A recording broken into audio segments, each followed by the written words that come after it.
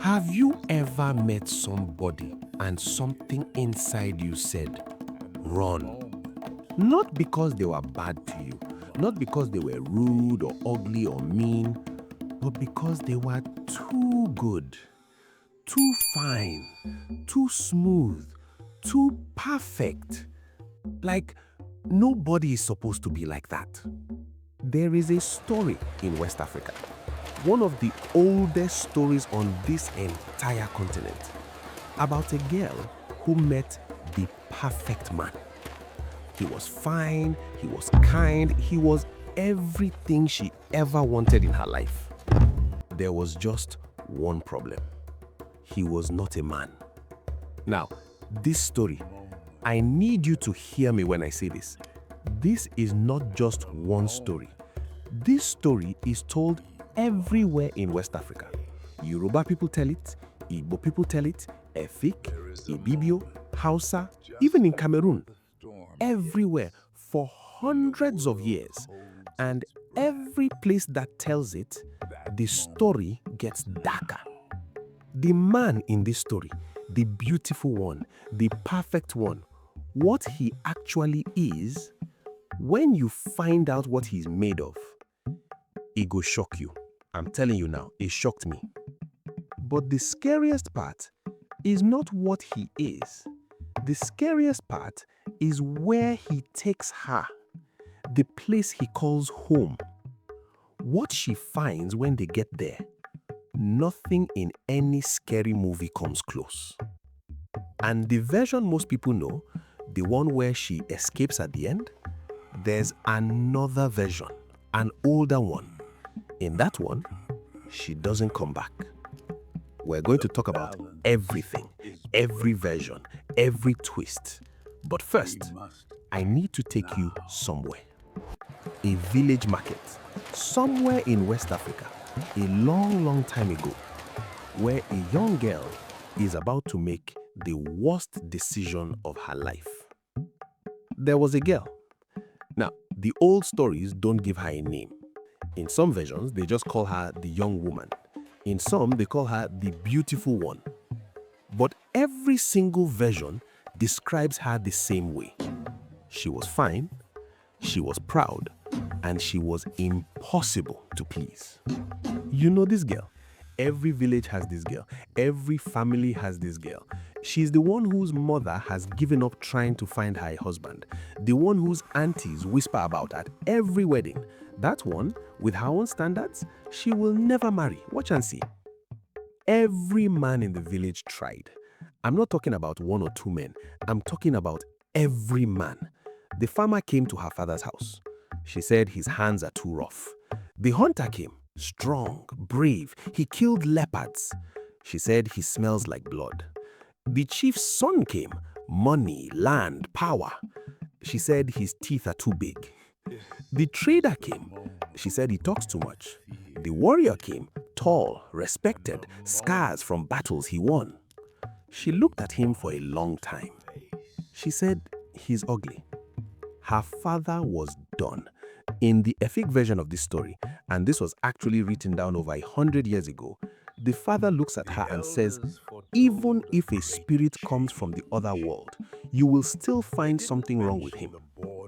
He said that as a joke. He didn't know he was telling the future. Because that is exactly what happened. Market day. Now, in those days, the market was not just where you buy gari and palm oil. The market was where things happened. You want to find a husband? Go to market. You want to show yourself? Go to market. You want the whole village to see your face? Market day. And on this particular market day, somebody new showed up. He walked into the market, and the market stopped. The women stopped talking, the traders stopped shouting, even the children stopped playing, because walking through the crowd was a man that nobody had ever seen before. And he was complete. That's the only word. Complete.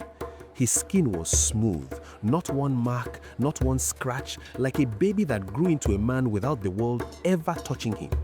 His body was perfect, not too big, not too small, everything in the right place, everything exact. His face was the kind of face that makes you forget what you are doing, makes you forget what you are saying, makes you forget your own name. And his eyes looked at you like you were the only person alive. Now, I described him like that for a reason. Listen to what I said again. Not one mark, not one scratch. His body was exact.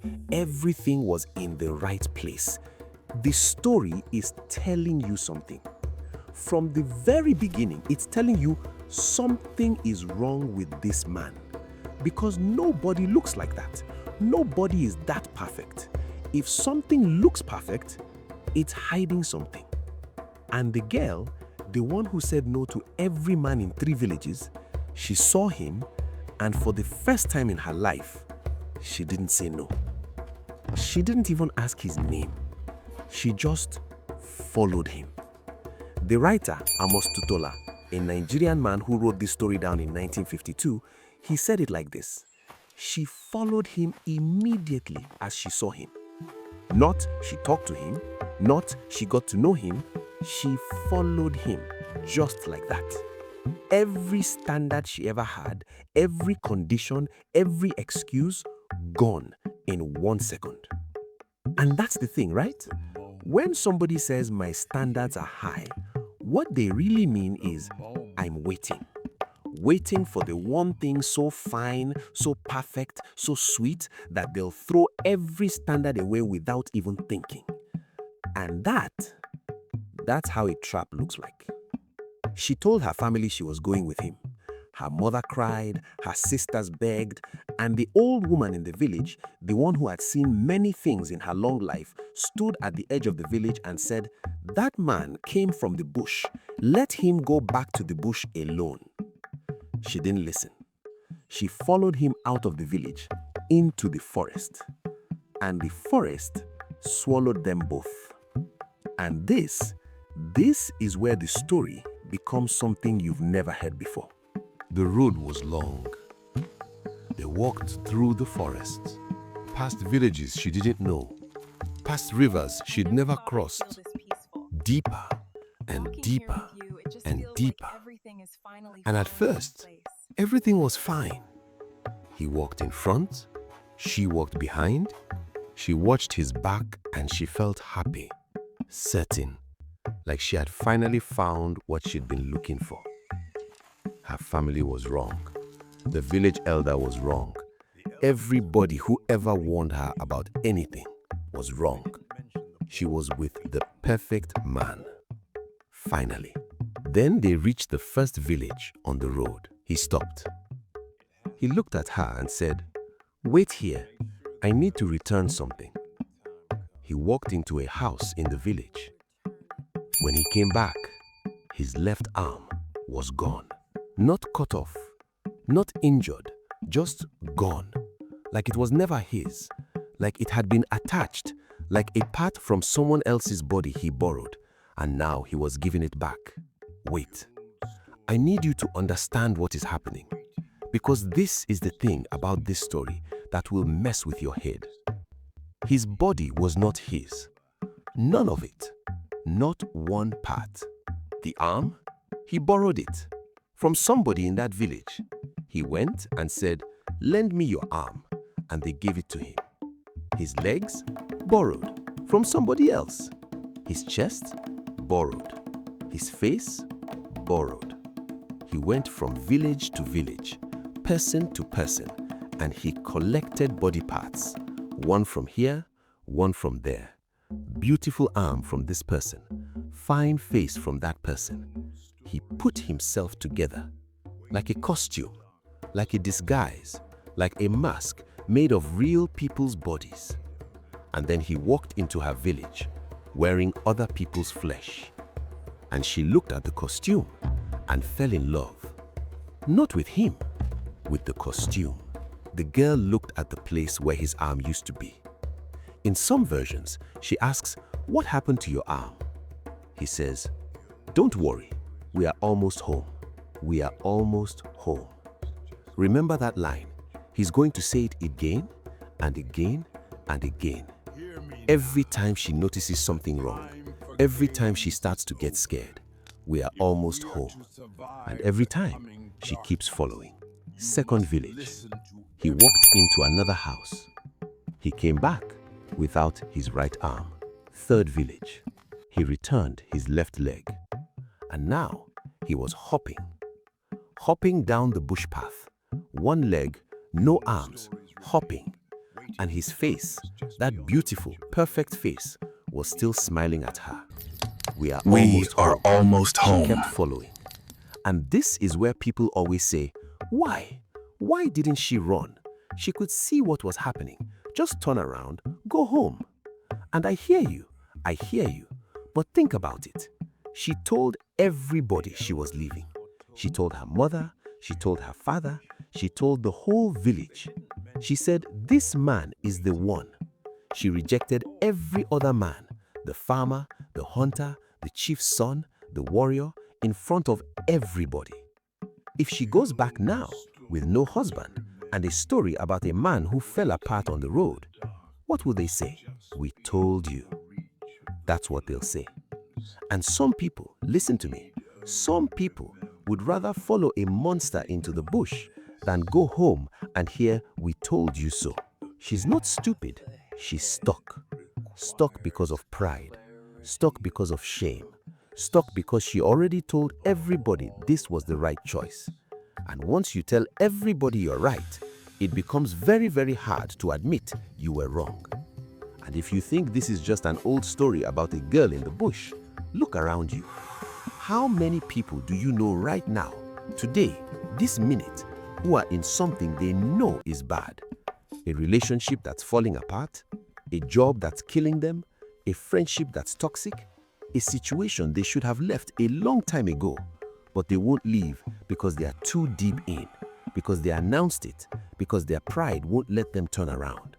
This story is 500 years old, and it's happening on your phone right now. Fourth village, he returned his other leg. Now, in the version written by Amos Tutula, and this man wrote it down word for word, by this point, she was carrying him, because what was left of him? No arms, no legs, no chest, no neck. She was carrying a head, a beautiful, perfect, smiling head with no body. And it was still talking. We are almost home. She was deep in the bush now, deeper than she had ever been, deeper than any human being should go. And the head in her hands had one more stop to make. The last village was not really a village.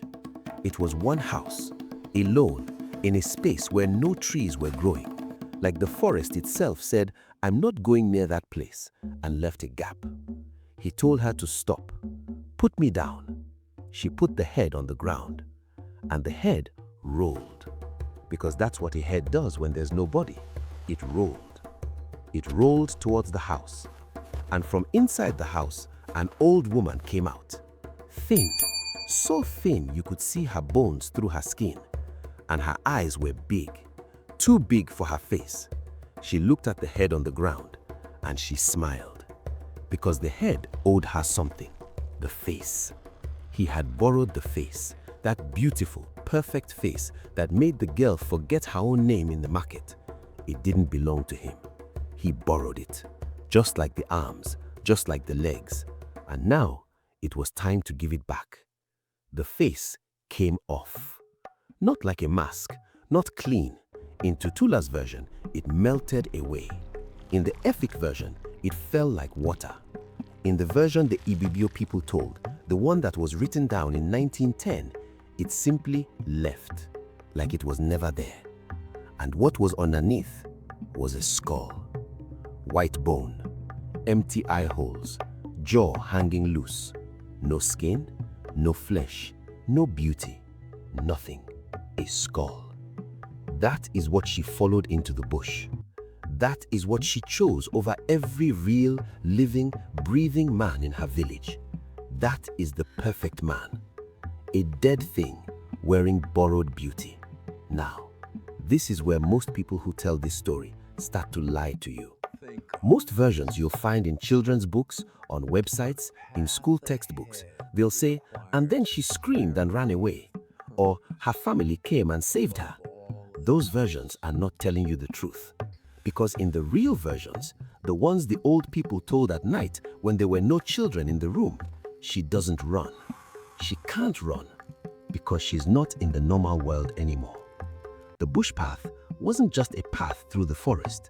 It was a path out of the world of the living. Every time he stopped at a village and returned a body part, she was crossing a line between this world and the world of spirits. Every piece he gave back was like a door closing behind her. By the time the face came off, by the time she saw what she was carrying, she was already on the other side. She was in the spirit world, and there is no road back from there. She turned around. The path was gone. She was trapped. Now, listen, because what I'm about to tell you is the part of this story that most people skip, and it's the part that proves this story was never meant for children. The spirit world didn't look like what you'd expect. No fire and brimstone, no darkness and chains, no demons flying around. It looked like a normal compound, like the one she grew up in. Huts, a cooking area, a fire burning in the middle, but everything was off. The fire was burning, but there was no heat. You could put your hand in it and feel nothing. There were walls, but nothing made shadows, like the sun had forgotten how light works. There were people walking around, but their feet made no sound on the ground. And the skull, now fully exposed, no beauty left, nothing borrowed, nothing fake, sat in the corner of the compound and spoke to her. Welcome home. You will cook, you will clean, you will be my wife. Cook, clean, be my wife. Now hold on. Let me ask you something. What did the village want from her? What did her family want? What did her father want? What did every man who came to the house want? Cook, clean, be my wife. The spirit world and the village wanted the same thing from her. She didn't escape. She just changed her prison. Different walls, same cage. In the village, they told her, lower your standards and marry somebody. In the spirit world, the skull tells her, cook and clean and stay forever. Same thing, different mouths saying it. And this is why this story is genius.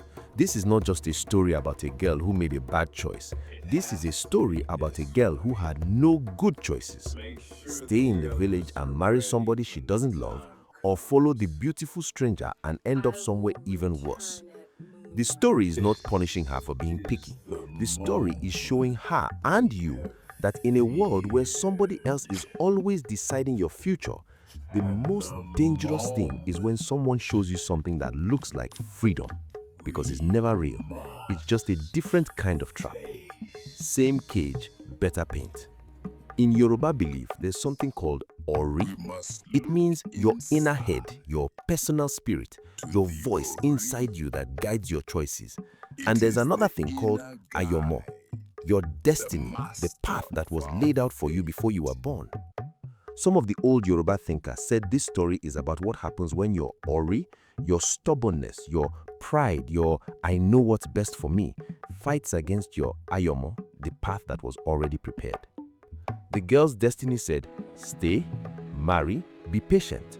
Her pride said, no, I want something better. And what looked like better was a skull in a costume. Now, I'm not saying the story is right. I'm not saying just obey your parents and marry whoever they choose. I'm saying the story is asking a question that nobody 500 years later has a good answer to. When you reject the life someone else chose for you, how do you know the life you choose isn't a bigger trap? Heavy, right? The girl stayed. What else could she do? There was no road back, no village behind her, just the compound with no shadows and the fire with no heat and the skull in the corner, watching her. Every day, watching. Jawbone moving, no tongue, no lips, but still talking. Telling her she was beautiful, telling her he was lucky, telling her they would be together forever. Forever. And in the spirit world, forever is not just a word. forever is forever.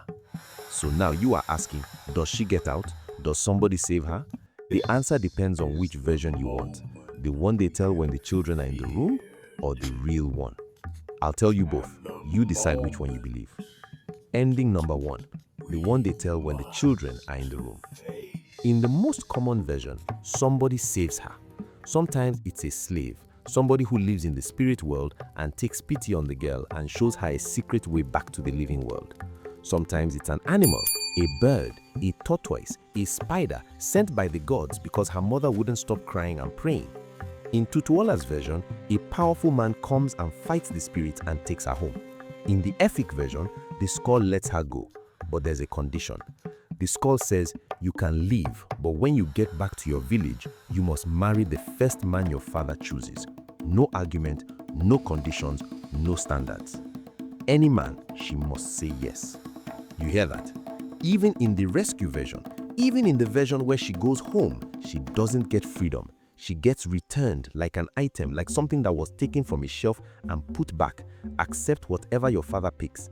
The rescue is not freedom. The rescue is giving up. The village wins. She says yes. She becomes what they wanted from the beginning, an obedient woman who doesn't say no. That's the happy ending. Now, ending number 2. The one they only told at night, only to adults, only when the storyteller believed the listeners could handle it. In this version, there is no rescue, no bed, no slave, no powerful man, no way out. The path back does not exist, and the story ends with one thing, one image, one speech that I have not been able to get out of my head since the first time I read it. The girl is sitting in the spirit compound. The fire burns but gives no heat. The walls stand but make no shadow, and the skull is sitting across from her, empty eye holes looking at her. And it speaks. You chose me. You looked at every man in your village, real men, living men, men with blood inside them and breath in their lungs, and you said no to all of them. And then you looked at me and you said yes. Not because I tricked you, not because I lied to you, because I showed you what you wanted to see. I didn't make myself beautiful. You did. You wanted something perfect so badly that you took what was in your own mind, your dream, your wish, your fantasy, and you put it on my bones. I am only a skull. You made me beautiful. You made me beautiful. I am only a skull. You made me beautiful. I have read that line 6 times. It gets worse every time because it's not about her. It's about us. Every time we look at something and see perfection that isn't there, every time we fall in love with a picture instead of a person, every time we want something so badly that we ignore every sign, every warning, every voice in our head saying something is wrong, we are doing what she did. We are looking at a skull and dressing it in beauty that comes from our own mind.